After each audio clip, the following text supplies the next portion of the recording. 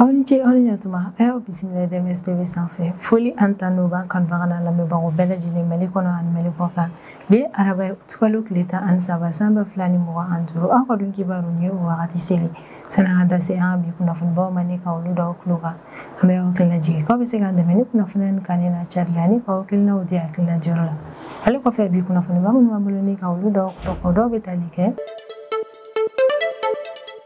wagati laban na an ka Mali finitigiw olu opération minnu yɛrɛ kɔni kɛ an ka jamana fantan a naani bɛɛ lajɛlen yɛrɛ kɔni na walasa ka se ka Bamaci wale maaw yɛrɛ kɔni kɛlɛ an ka Mali état-major général des armées ale b'i da se opération ma ni ka walawalali k'a la walasa jamana kɔnɔden bɛɛ lajɛlen ka se ka faamuyali sɔrɔ a la.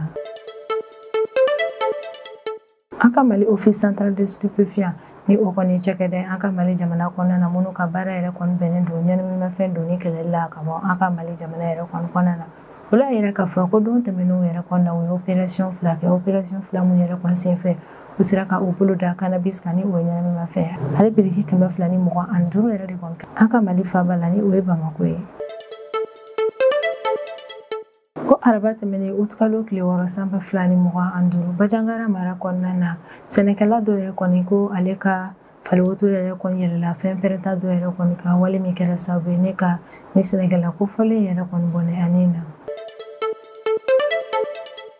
An ka Mali premier ministre kɔrɔ ni o ye Choguel Kokala Mayiga ale kɔni an ka Mali vérificateur général yɛrɛ kɔni bɛ k'a fɔ ɲɔgɔn kɔ an bɛ wagati min na i n'a fɔ ko bi ka d'a kan i n'a fɔ bɛɛ lajɛlen b'a kalama cogo min vérificateur général ale kɔni ye rapport dɔ yɛrɛ kɔni cari Choguel Kokala Mayiga ka primature ale ni AGFO gestion yɛrɛ kɔnɔna na wagati min ma kofɔlen tun bɛ premier ministre la an ka Mali jamana kɔnɔna na o rapport yɛrɛ de kɔni kɔnɔna na a yirala k'a fɔ ko ka Choguel Kokala Mayiga yɛrɛ kɔni to premier ministre la ko maaja caman yɛrɛ kɔni yera a ka baara la primature ale ni AGFO yɛrɛ kɔnɔna na ko wari dɔw yɛrɛ kɔni bɛ yen nɔ olu tun na mɛ wagati min na i n'a fɔ ko bi o k'olu kuma yɛrɛ de kɔni kɔnɔna na Choguel Kokala Mayiga ale bɔra ne ka kuma ka ɲɛsin vérificateur général ma a yira k'a fɔ ko vérificateur général ko ka rapport yɛrɛ kɔni ma dafa ka d'a kan ko wagati min ale Choguel Kokala Mayiga yɛrɛ kɔni kun man kɛnɛ n'a kun tɛ ka baara yɛrɛ kɔni kɛ ko minnu yɛrɛ kɔni kɛra primature la ko min ye vérificateur général k'ale b'a ka sɛgɛsɛgɛli baaraw yɛrɛ kɔni boli o ko ninnu kan o de la a b'a laɲini vérificateur général yɛrɛ kɔni fɛ ko walasa o ka rapport yɛrɛ kɔni ka kɛ rapport dafalen ye ko f'a ka sɛgɛsɛgɛli baara yɛrɛ kɔni boli o wagati in fɛnɛ taw de kan. Kan ka Mali ministre des affaires étrangères kɔrɔ dɔ ni ale tɔgɔ ye Cɛbilen Darame yɛrɛ kɔni ko tarata tɛmɛnen utikalo tile 12 san 2025 kala ni ma kofɔlen yɛrɛ kɔni ka kalifa minɛ la ni ka a to Faransi faaba la ni o ye Paris ye.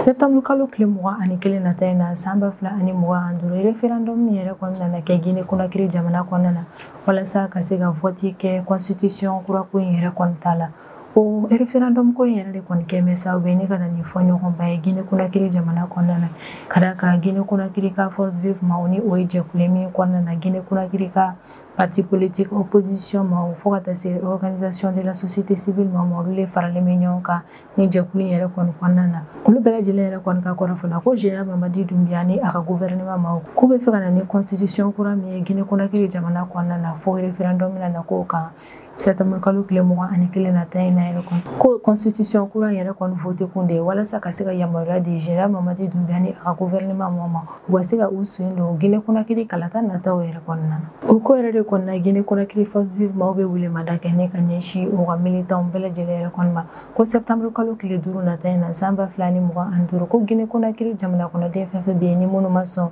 ni Guinée Conakry autorité maaw ka ni constitution kura ye k'u bɛɛ lajɛlen ka bɔ ne ka manifestation kɛ Guinée Conakry fantan a naani bɛɛ lajɛlen na.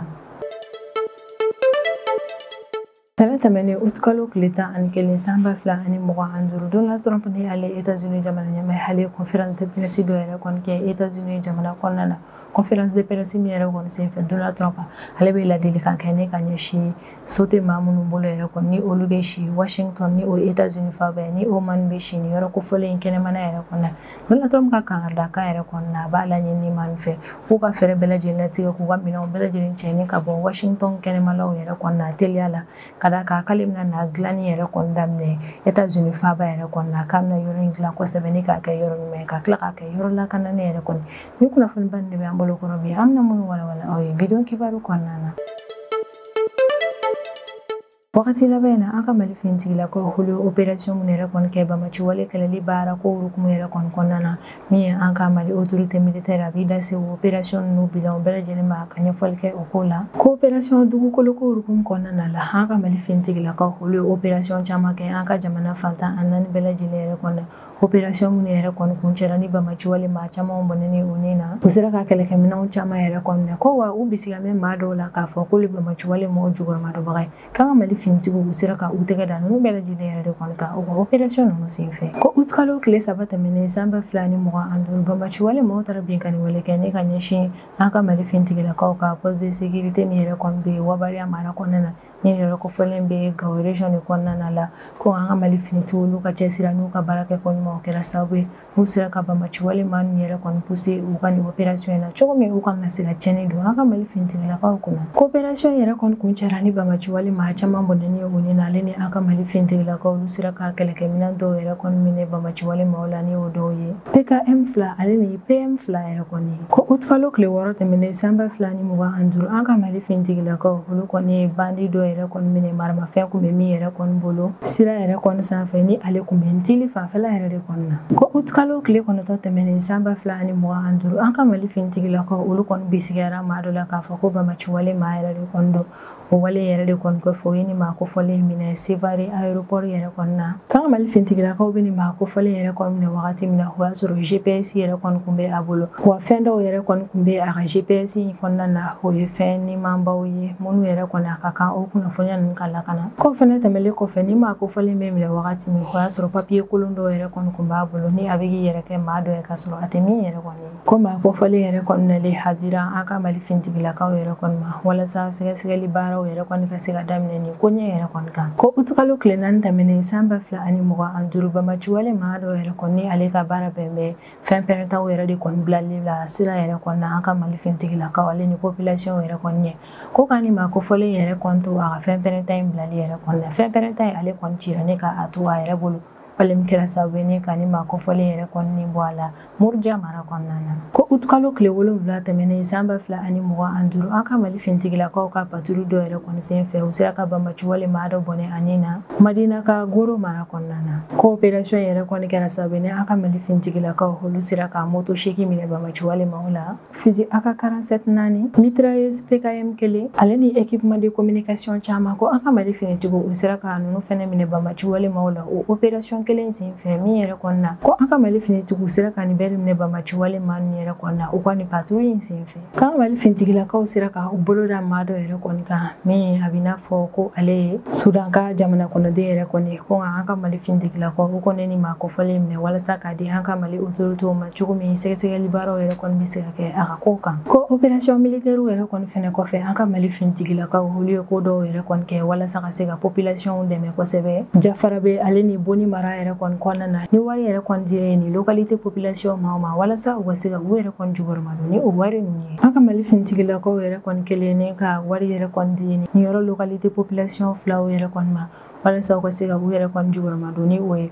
localité fila ninnu responsable locaux yɛrɛ kɔni ye foliba kɛ ne ka ɲɛsin an ka Mali finitigilakaw ma u ka nin ko ɲumanba yɛrɛ kɔni kɛli la ne ka ɲɛsin population ma an ka Mali état major général des armées ale bɛ sinsin a ka ko kura k'ale ni an ka Mali finitigiw halisa u cɛsirilen don kosɛbɛ menasiw bɛɛ lajɛlen kɛlɛli la ne ka bɔ an ka Mali jamana kɔnɔna na ko min ye mission de sécurisation ye k'an ka Mali finitigiw halisa olu bɛ continuer o fɛ an ka Mali fantan a 4 bɛɛ lajɛlen la walasa min ye Mali jamana kɔnɔdenw n'u bololafɛn olu ka lakana ka se ka sabati Mali fantan a 4 bɛɛ lajɛlen na an ka Mali office central de stupéfiants ni o kɔni cakɛda an ka Mali jamana kɔnɔna na minnu ka baara yɛrɛ kɔni bɛnnen don ɲanimafɛn donni kɛlɛli la ne ka bɔ an ka Mali jamana yɛrɛ kɔni kɔnɔna na k'olu ka opération yɛrɛ kɔni senfɛ u ye 16 ɲumanba dɔ yɛrɛ kɔni kɛ min kɛra sababu ye ne ka lakana dɔ sabati an ka Mali jamana kɔnɔna na ko tile damadɔni kuntagala yɛrɛ kɔni kɔnɔna na OCS ma olu sera ka cannabis ni o ye ɲanamimafɛn ale biriki 225 u sera ka u bolo da wɛrɛ de kɔni ka u ka opération senfɛ ko opération fɔlɔ kɛra août kalo tile 7 tɛmɛnen san 2025 Yirimajɔ Zerni quartier yɛrɛ kɔni kɔnɔna na ko opération in senfɛ OCS agent olu sera ka u bolo da cannabis bulu 175 yɛrɛ kɔni ka ni nin giriya yɛrɛ kɔni kun bɛ taa fo kilogramme 92 de la ko nin cannabis kofɔlen kun kan ka taa di muso min yɛrɛ kɔni ma an ka OCS agent olu sera ka u bolo da o muso in yɛrɛ kɔni kan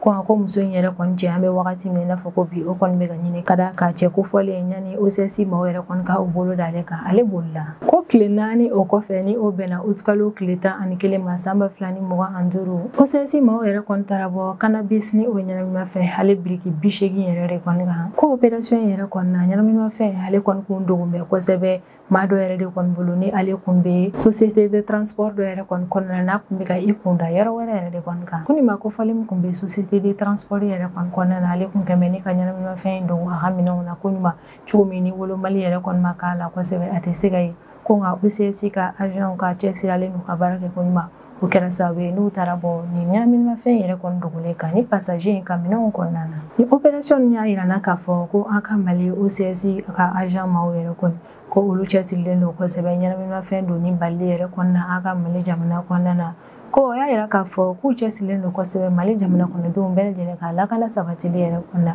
ka d'a kan ko ni ɲɛnaminimafɛn ninnu yɛrɛ kɔni sera ka don an ka Mali jamana kɔnɔna na k'a bɛna kɛ sababu ye ni ka tiɲɛniba yɛrɛ de kɔni don jamana kɔnɔdenw na ko fɛn pɛrɛntan dɔ cili kɛra sababu ye ni ka paysan dɔ yɛrɛ kɔni bɔnɛ ani na araba tɛmɛnen août kalo tile 6 san 2025 ko wale jugu in yɛrɛ kɔni kɛra Bajangara localité ni Danibomo localité yɛrɛ de kɔni ni ɲɔgɔn cɛ la ni nin yɛrɛ kofɔlen bɛ Dukonbo commune yɛrɛ de kɔni kɔnɔna na source locale ka kɔrɔfɔ la ko paysan kofɔlen ale kun bɛ a ka fali wotoro de kɔni kɔnɔna na ni a kun bɛ ka taga lɔgɔ ɲini yɛrɛ kɔnɔna na kungo kɔnɔna na ko k'a to a ka fali wotoro yɛrɛ de kɔni kɔnɔna na fali wotoro kofɔlen ale kɔni dara fɛn pɛrɛntan in yɛrɛ kɔni dogolen kan o wale de kɛra sababu ye ni ka na ni a pɛrɛnni yɛrɛ kɔni wale min fɛnɛ kɛra sababu ye ni ka paysan kofɔlen in bɔnɛ ani na wale yɛrɛ kɔni kɛra sababu ye ni ka yɔrɔ sigiba ma nin bɛɛ lajɛlen yɛrɛ kɔni dabaliya ban o de la an ka Mali autorité olu bɛ welemada kɛ ni ka ɲɛsin nin yɔrɔ sigiba ma nin yɛrɛ kɔni ma ko hakili to u yɛrɛ la kosɛbɛ u ka jateminɛw yɛrɛ kɔni kɛ sira yɛrɛ kɔni kan ka d'a kan ko min ye bamaci wale maaw ye n'u y'u ka fɛɛrɛw yɛrɛ de kɔni an bɛ wagati min na i n'a fɔ ko bi u bɛ nin jan nin yɛrɛ de kɔni da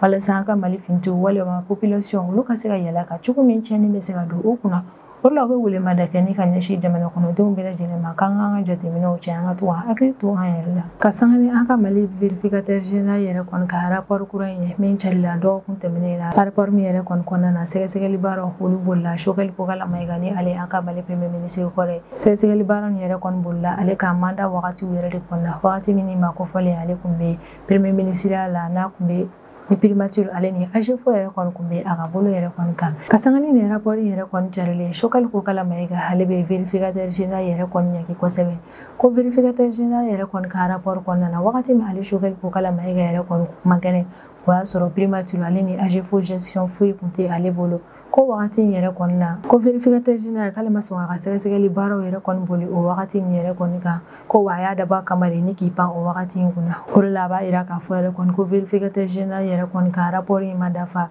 min ye vérificateur général ale fɛnɛ b'i yɛrɛ lafasa Choguel Kokala Mayiga ka nin accusation ni contre la vérificateur général yɛrɛ kɔni k'a kɔrɔfɔ la k'ale tɛ mɔgɔ gɛn foyi yɛrɛ kɔni na ale ka baara ye sɛgɛsɛgɛli baaraw dɔrɔn de ko wa ale y'i ka baara boli o dɔrɔn de kan vérificateur général k'a kɔrɔfɔ la k'ale ye sɛgɛsɛgɛli baara minnu yɛrɛ kɔni kɛ AGFO ale ni primature yɛrɛ kɔni na wagati min yɔrɔ fila ninnu bɛ Choguel Kokala Mayiga ka gestion yɛrɛ de kɔni kan ko ale ye o sɛgɛsɛgɛli baara minnu yɛrɛ kɔni kɛ ale ye sɛgɛsɛgɛli baara in yɛrɛ kɔni kɛ tiɲɛ ale ni a kan ka kɛ ni taabolo min ye ale y'a kɛ olu bɛɛ lajɛlen de kan Choguel Kokala Mayiga ni ale an ka Mali premier ministre kɔrɔ wa an ka furancɛ fanga autorité maaw yɛrɛ kɔni jɛɲɔgɔn yɛrɛ kɔni don an bɛ wagati min na i n'a fɔ ko bi ale bɛ k'a ka bɔliw yɛrɛ kɔni caya kosɛbɛ bɔlɔlɔsiraw kan a ka bɔliw yɛrɛ kɔni na wagati laban in na bɔlɔlɔsiraw yɛrɛ kɔni kan a bɛ attaquew kɛ a bɛ critique ba yɛrɛ kɔni kɛ ale ni fɛɛrɛ minnu bɛ se ka latigɛ o kow la a b'olu fɛnɛ fɔ a ka bɔli dɔ yɛrɛ kɔni sen fɛ bɔlɔlɔsiraw kan Choguel Kokala Mayiga ale bɛ vérificateur général yɛrɛ kɔni ɲɛki kosɛbɛ ko wagati min ale kun man kɛnɛ ni ale kun tɛ ka baara yɛrɛ kɔni kɛ primature la ko vérificateur général ma sɔn a ka sɛgɛsɛgɛli baaraw boli kan ko ka sɔrɔ ale ye temps fɛn fɛn yɛrɛ kɔni kɛ primature ni AGFO gestion baaraw yɛrɛ kɔni na ko vérificateur général a ye sɛgɛsɛgɛli kɛ o wagati ninnu bɛɛ kan nka wagati min ale kun man kɛnɛ ni primature kun tɛ ale ka bolo kan k'a ma sɔn a ka sɛgɛsɛgɛli boli o wagati in ta kan ka sanga ni Choguel Kokala Mayiga ka o critique ninnu kɛlen ne ka ɲɛsin vérificateur général yɛrɛ kɔni ma dɔgɔkun tɛmɛnen vérificateur général ale kɔni bɛ bɔ ni ka kuma o ko yɛrɛ kɔni na vérificateur général ka kɔrɔfɔ yɛrɛ kɔni na k'ale bɛ sɛgɛsɛgɛli baara fɛn fɛn yɛrɛ kɔni kɛ ale ka sɛgɛsɛgɛli baara ninnu si tɛ kɛ ni ka ɲɛsin maa kɛrɛnkɛrɛnnen dɔ ma k'ale ka sɛgɛsɛgɛli baaraw yɛrɛ kɔni bɛ boli foroba nafolow yɛrɛ kɔni géré la cogo min ale ni a géré la sira minnu fɛ k'ale ka sɛgɛsɛgɛli baaraw bɛ boli ni fɛn fila ne kan ale tɛ sɛgɛsɛgɛli baara kɛ ni ka ɲɛsin maa kɛrɛnkɛrɛnnen si ma kɛrɛnkɛrɛnnenya la vérificateur général ale bɛ fɛ k'a yira k'a fɔ k'a ka sɛgɛsɛgɛli baara in na ale tɛ ka sɛgɛsɛgɛli kɛ ni ka ɲɛsin Choguel Kokala Mayiga ma k'ale ka sɛgɛsɛgɛli baara in kun dɔrɔn de ye walasa ka se k'a dɔn Choguel Kokala Mayiga ale kun bɛ primature ale ni AGEFO gestion na wagati min na n'o y'a sɔrɔ foroba nafolo donn'u da fɛ ale n'o y'a sɔrɔ baara kun kan ka kɛ cogo min n'a kɛra o cogoya la k'ale ka sɛgɛsɛgɛli baaraw bɛ boli ninnu dɔrɔn de kan hakilila jiginna vérificateur général ale y'a rapport min yɛrɛ kɔni cɛlen an ka premier ministre kɔrɔ yɛrɛ kɔni kan ka sanga ni o ma kofɔlen yɛrɛ kɔni kun ye AGEFO ale ni primature ɲɛmɔgɔya yɛrɛ kɔni na vérificateur général ka rapport yɛrɛ kɔni kɔnɔna na a yiralen don k'a fɔ ko CFA wari miliyari 22 ɲɔgɔn ko ɲɛ ma se ka dɔn o ko de la fɔlɔ ko ka Choguel Kokala Mayiga yɛrɛ kɔni to AGEFO ɲɛmɔgɔya yɛrɛ kɔni na ko AGEFO maaw yɛrɛ kɔni ye CFA wari miliyari 20 juru ta an ka trésor public yɛrɛ kɔni bolo ko AGEFO maaw ye nin wari min yɛrɛ kɔni juru ta trésor public maaw yɛrɛ kɔni bolo wari in kun kan ka ta walasa ka se ka covid ni o ye coronavirus bana ye wari in kun minɛna k'u bɛna o de kɛlɛ ko nka wari in ma tila ka don o da fɛ yɛrɛ kɔni CFA wari miliyari 20 yɛrɛ kɔni ale taara ni ka maaw yɛrɛ de kɔni ka kalo sara san 2020 juin kalo la vérificateur général ka kɔrɔfɔ la ko AGEFO maaw de ye o wale min yɛrɛ kɔni kɛ a kun man kan tɛ ka kɛ ten ko opération min tilennen tɛ ko wa u kun kelen ni ka o kɛ yɛrɛ kɔni u kun kan ka justification dɔw fɔ o ko la ko nka o m'o fɛnɛ kɛ vérificateur général ka rapport yɛrɛ kɔni kɔnɔna na a bɛ fɛn dɔw fɛnɛ yɛrɛ kɔni yira ni o ye ko frais de mission dɔw yɛrɛ kɔni taara ni ka a di Choguel Kokala Mayiga yɛrɛ kɔni ma min cayara kojugu ko tile kelen cérémonie ko kun kɔrɔ min kɛra Kɔnɔbugu mara yɛrɛ kɔni kɔnɔna na ko CFA wari miliyɔn 15 de taara ni ka o di Choguel Kokala Mayiga ma ko Choguel Kokala Mayiga a ye tile fila mission dɔ fɛnɛ kɛ an ka Bamakɔ kɔnɔna na ko tile fila mission in fɛnɛ kɔnɔna na CFA wari miliyɔn 20 de fɛnɛ taara ni ka di premier ministre kɔrɔ ma vérificateur général ka kɔrɔfɔ la ko wari in cayara kojugu yɛrɛ kɔni ka d'a kan ko texte yɛrɛ kɔni kɔnɔna na a yiralen don k'a fɔ ko tile kelen mission yɛrɛ kɔnɔna na ko 15 yɛrɛ de kɔni kan ka di a ma ko nka miliyɔn yɛrɛ de kɔni taara ni ka olu di Choguel Kokala Mayiga ma ni mission ninnu na ko ni wariba minnu taara ni ka olu di Choguel Kokala Mayiga yɛrɛ kɔni ma ko yamaruya kun tɛ u bolo ni ka olu d'a ma ka d'a kan min yamaruyalen don o ye 15 yɛrɛ de kɔni dilen tile kelen mission ko kun wɔɔrɔ ye min kɔni ye Choguel Kokala Mayiga ye ale ka kɛlɛ bɛ yɔrɔ min na o de kɔni bɛ tali kɛ ko wagati min ale yɛrɛ kɔni kun man kɛnɛ ni primature ni AGEFO gestion baaraw kun tɛ ale bolo ko vérificateur général y'a dabɔ a kama ni k'i pan nin yɔrɔ in yɛrɛ kɔni kunna k'a ma sɔn ka sɛgɛsɛgɛli baara yɛrɛ kɔni kɛ o yɔrɔ la ko yɛrɛ de kɔni na ale ka jate la vérificateur général yɛrɛ kɔni ka rapport dafalen yɛrɛ kɔni tɛ min ye vérificateur général ale kɔni y'a yira k'a fɔ k'ale tɛ ka sɛgɛsɛgɛli baara kɛ ni ka ɲɛsin maa si yɛrɛ kɔni ma k'ale ka baara bɛɛ bɛ kɛ sariya yɛrɛ kɔni kɔnɔna na ale ka baara yɛrɛ kɔni ye dɔrɔn foroba nafolo donna da min fɛ ani a y'a kɛ cogo min ni o ye procédure yɛrɛ kɔni k'ale ka sɛgɛsɛgɛli baaraw bɛ boli nin dɔrɔn yɛrɛ de kɔni kan ko min ye ko k'a fɔ k'ale bɛ ka Choguel Kokala Mayiga yɛrɛ de kɔni ɲini kɛrɛnkɛrɛnnenya la ko kuma in tɛ tiɲɛ an ka Mali ministre des affaires étrangères kɔrɔ dɔ ni o ye Cɛbilen Darame ko tarata tɛmɛnen août kalo tile 12 san 2025 k'ala ye ni maa kofɔlen yɛrɛ kɔni ka kalifa minɛ la ni ka a to Faransi faaba la ni o ye Paris ye kunnafoniya yɛrɛ kɔni carila Cɛbilen Darame somɔgɔw yɛrɛ de kɔni fɛ tarata tɛmɛnen août kalo tile 12 san 2025 ko Cɛbilen Darame ale bɛ fatu wagati min o y'a sɔrɔ ale si bɛ san 70 de la ko Cɛbilen ye maa ye min lakodɔnnen don Mali jamana kɔnɔna na kosɛbɛ ka d'a kan démocratie naliko yɛrɛ kɔnɔna na maa don min cɛsiri o ko la kosɛbɛ an ka Mali jamana kɔnɔna na k'an ka Mali président kɔrɔ dɔ ni o ye Musa Tarawele yɛrɛ kɔni k'o ka fanga binni baaraw yɛrɛ kɔnɔna Cɛbilen Darame ko ale cɛsirila o ko la wa sen donna o baaraw na kunnafonidila don promoteur de média fɛnɛ yɛrɛ kɔni don maa don min yɛrɛ kɔni ye jɔdaba sɔrɔ an ka jamana ministeriya jɔyɔrɔw yɛrɛ kɔnɔna ko san 2019 wagati o y'a sɔrɔ Ibrahim Boubacar Keïta ale de kun ye Mali président ko ka ni maa kofɔlen yɛrɛ kɔni to fanga la min ye Cɛbilen Darame ale kun ye an ka Mali ministre des affaires étrangères yɛrɛ de kɔni ye nin wagati in na ko gouvernement baara kɔfɛ Cɛbilen Darame ale kun ye maa ye min kun cɛsirilen don kosɛbɛ dialogue politique ale ni bɛn ni kelenya la sabatili la jamana kɔnɔna na parti pour la renaissance nationale ni o ye parena ye ko ale yɛrɛ de kɔni ta ye nin parti kofɔlen ye ko maa don sanga ani wagati min kun bɛ cɛsiri baaraw bɛɛ lajɛlen yɛrɛ kɔni kɛ walasa kalata jɛlen ni kalata tilennenw ka kɛ jamana kɔnɔna na k'an ka jamana cɛba in yɛrɛ kɔni ka nin fatulen yɛrɛ kɔni bɛ kɛ sababu ye ni ka Mali jamana kɔnɔdenw bɛɛ lajɛlen yɛrɛ kɔni bila don la an bɛ wagati min na i n'a fɔ ko bi an bɛ dugawu yɛrɛ de kɔni kɛ banbagatɔ ye k'Ala ka baarabada dalen nɔgɔya ye sisan an bɛ tɛmɛ n'an ka jamana kɔfɛ kibaruyaw ye o kɔnɔna na an bɛ taa Guinée Conakry jamana kɔnɔna na constitution kura ko mi yɛrɛ kɔni bɛ Guinée Conakry jamana yɛrɛ kɔni kɔnɔna na o constitution kura yɛrɛ de kɔni kɛmɛ sababu ye ne ka na ni fɔɲɔgɔnba ye Guinée Conakry jamana yɛrɛ kɔni kɔnɔna na kala ka Guinée Conakry force vive ma olu kɔni bɛ ka constitution kura yɛrɛ kɔni ɲagi kosɛbɛ ko o ye constitution ye min yɛrɛ kɔni kɛ kun de ye walasa ka yamaruya di Général Mamadi Doumbouya ni o ye Guinée furancɛ fanga ɲɛmaa ye ka yamaruya di ale n'a ka gouvernement ma walasa ni kalata bɛ kɛ Guinée Conakry jamana kɔnɔna na o bɛ se ka kɛ candidat ye o kalata nin na o yɛrɛ de kɔnɔ u bɛ welemada kɛ ne ka ɲɛsin Guinée Conakry jamana kɔnɔdenw bɛɛ lajɛlen yɛrɛ kɔni ma k'u ka bɔ kɛnɛma yɛrɛ kɔni ka manifestation kɛ k'a yira k'a fɔ k'u tɛ jɛn constitution kura in yɛrɛ kɔni tali u ka jamana kɔnɔna na parti politique d'opposition minnu bɛ Guinée Conakry jamana kɔnɔna na olu ni Guinée ka organisation de la société civile minnu yɛrɛ kɔni bɛ olu de farala ɲɔgɔn kan ni ka kɛ jɛkulu kelen ni u ye o tɔgɔ kɛ ko les forces vives de Guinée olu de bɛ welemada kɛ u ka jamana kɔnɔdenw yɛrɛ kɔni ma ko septembre kalo tile 5 nata in na san 2025 k'u bɛɛ lajɛlen ka bɔ i n'a fɔ ko kɔnɔkuru Guinée Conakry fantan a 4 bɛɛ lajɛlen la walasa k'a yira k'a fɔ k'u tɛ sɔn ni constitution kura ko in ma Guinée Conakry force vive man yɛrɛ kɔni bɛ ka Général Mamadi Doumbouya yɛrɛ kɔni ɲagi kosɛbɛ k'u bɛ fɛ ka fɛɛrɛ bɛɛ lajɛlen latigɛ walasa ka fanga minɛ k'a bila a kelen bolo ko walasa u ka se ka fanga yɛrɛ kɔni minɛ k'a bila a kelen bolo yɛrɛ kɔni o kɛn bɛ ni ka projet de constitution kura dɔ yɛrɛ kɔni sigi sen kan ni vote bɛna kɛ min ka septembre kalo tile 21 nata in na Guinée Conakry jamana kɔnɔna na Guinée force vive maaw yɛrɛ kɔni ka kɔrɔfɔ la ko constitution kura yɛrɛ kɔni kɛ kun de ye walasa Général Mamadi Doumbouya ale ko ye layidu min ta wagati tɛmɛnenw na ko ni kalata bɛ kɛ Guinée Conakry jamana kɔnɔna na k'ale n'a ka gouvernement ma ko si tɛ kɛ candidat ye o kalata baaraw yɛrɛ kɔnɔna ko constitution kura min bɛ ka ta Guinée Conakry jamana kɔnɔna na ko ta kun yɛrɛ de kɔni walasa Général Mamadi Doumbouya ale kun ye o layidu min yɛrɛ kɔni ta k'o tiɲɛ ka bɔ yen nɔ ko constitution kura ale bɛ yamaruya yɛrɛ kɔni di Général Mamadi Doumbouya ma ni ka kɛ jamana ɲɛmaa ye fo ka taa fɔ ni min yɛrɛ kɔni kɛra ni constitution kura min yɛrɛ kɔni nana voté Guinée Conakry jamana kɔnɔna na ale yɛrɛ kɔni présentera juin kalo laban yɛrɛ de kɔnɔna na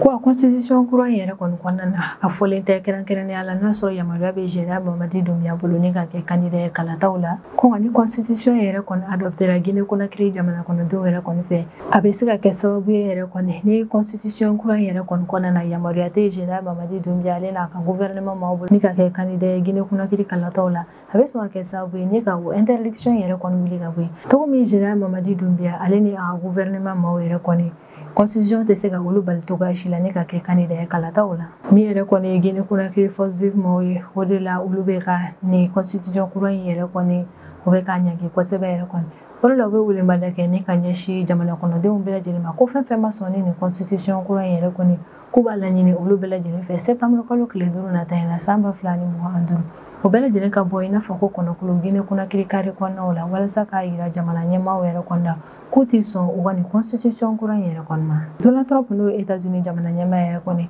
ale ka bɔlɔlɔ siraw yɛrɛ kɔni k'a ye laseli kɛ ko États-Unis faaba ni o ye Washington ye k'ale Donald Trump yɛrɛ kɔni bɛ fɛ ni ka fɛɛrɛ latigɛ ka Washington yɛrɛ kɔni kɛ yɔrɔ cɛɲumanba ye ka o kɛ i n'a fɔ ale yɛrɛ kɔni ɲɔgɔn ni o kɔrɔ yɛrɛ de kɔni ko Washington a bɛna fɛɛrɛ latigɛ ni k'a kɛ yɔrɔ cɛɲumanba ye wa yɔrɔ fɛnɛ min lakana yɛrɛ kɔni sabatilen don kosɛbɛ o de kɔni na Donald Trump ale kɔni b'a laɲini maaw fɛ minnu bɛ si Washington kɛnɛmana yɛrɛ kɔni na ni so tɛ olu bolo k'a b'a laɲini ni maa fɛ u ka fɛɛrɛ latigɛ ni ka u ka minɛnw bɛɛ lajɛlen cɛ ka taga ka bɔ Washington yɛrɛ kɔni kɔnɔna na teliya la kabini wagati tɛmɛnenw yɛrɛ kɔni na Donald Trump ale y'a yira k'a fɔ ko projet dɔ yɛrɛ kɔni bɛ ale bolo ni o de ye ko États-Unis faaba ni o ye Washington ye k'a bɛ fɛɛrɛ latigɛ ni ka nin yɔrɔ kofɔlen yɛrɛ kɔni kɛ yɔrɔ cɛɲumanba ye k'a ka lakana yɛrɛ kɔni sabati ka d'a kan Donald Trump yɛrɛ kɔni ka kɔrɔfɔ la ko Washington yɛrɛ kɔni kɛn bɛ yɔrɔ ye an bɛ wagati min na fɔ ko bi n'i y'a ta k'a lajɛ diɲɛ kɔnɔna na yɔrɔ minnu bɛ yen ni olu lakana sabatilen tɛ ko Washington yɛrɛ kɔni bɛ jate o yɔrɔ ninnu fɛ ko walasa ale ka o projet yɛrɛ de kɔni ka sigi sen kan ko so tɛ minnu bolo Washington kɔnɔna na n'olu bɛ si kɛnɛmana na k'u kan ka fɛɛrɛ latigɛ ni ka u ka minɛnw bɛɛ cɛ ka taga ka bɔ yen teliya la ko maa ninnu yɛrɛ kɔni kan na jɔrɔ États-Unis gouvernement ma bɛ so di o maa ninnu ma